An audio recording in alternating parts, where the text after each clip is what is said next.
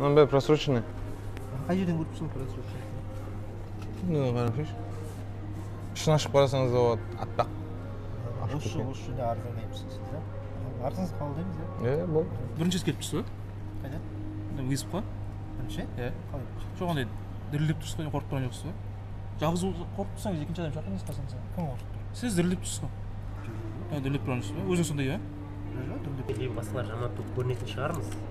Алайда қатесіз дұрыс шығар. баламызды өлтіре алмаймыз да біз.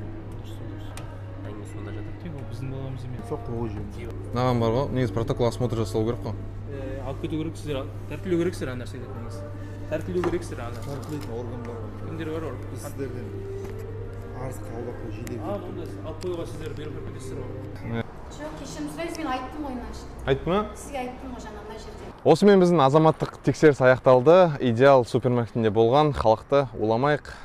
Видеоға лайк басып, комментарий жазуды ұмытпаңыздар.